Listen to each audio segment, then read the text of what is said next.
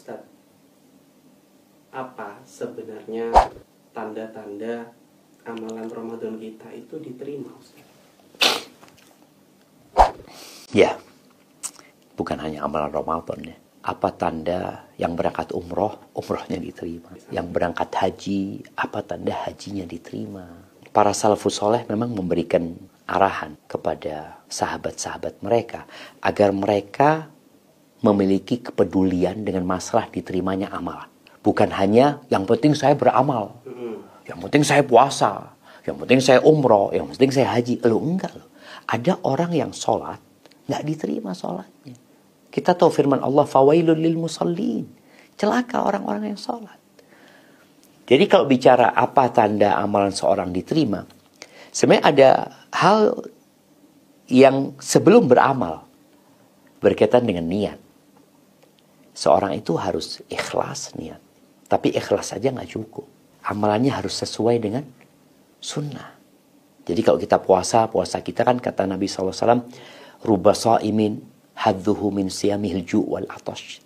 Berapa banyak orang yang puasa cuma dapat lapar dan haus. Berarti nggak diterima gitu loh. Dia puasa capek, nggak diterima.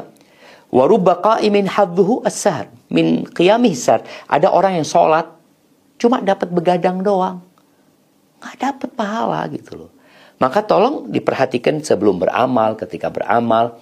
Kalau bicara tanda-tanda sesudah beramal, memang kita bicara, udah nih Ramadan udah selesai Ustaz, ya mau gimana? Anda kepingin tahu amalan Anda diterima apa enggak? Wallahu a'lam memang.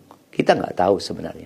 Tapi di antara tanda-tanda yang diharapkan amalan kita diterima, kita menjadi lebih baik daripada sebelum Ramadan.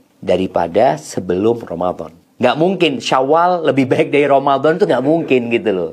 Tapi paling nggak Syawal itu lebih baik dari sebelum Ramadan kita. Yang kita nggak pernah baca Quran, alhamdulillah di bulan Syawal masih ada tuh sisa-sisa baca Quran di Ramadan. Kita nggak pernah sholat malam, alhamdulillah Ustaz, Ana masih jaga sholat malam ya. Kemudian Ana nggak pernah sholat duha, alhamdulillah Ana sekarang Syawal udah sholat duha. Dan ditambah puasa sunnah 6 hari. Nah, kau usahakan tuh. Jadi kita nggak pernah puasa sunnah, alhamdulillah Ana puasa 6 hari di bulan Syawal. Jadi ketika seorang itu merasakan lezatnya ibadah, kemudian kelezatan itu ingin dia rasakan kembali di bulan Syawal, semoga itu tanda diterima amalan. Karena Allah itu diantara namanya Asy-Syakur. Syakur itu yang membalas perbuatan yang sedikit dengan balasan yang banyak sekali. Para ulama menyebutkan, kalau engkau tidak merasakan kelezatan ibadahmu, maka engkau perlu mengkoreksi. Boleh jadi ada masalah dengan ibadahmu. Karena Allah pasti membalas dengan yang lebih baik gitu loh. Kelezatan itu ya? Kelezatan itu mahal sekali, kelezatan itu. Dan balasan buat kebaikan adalah kebaikan selanjutnya.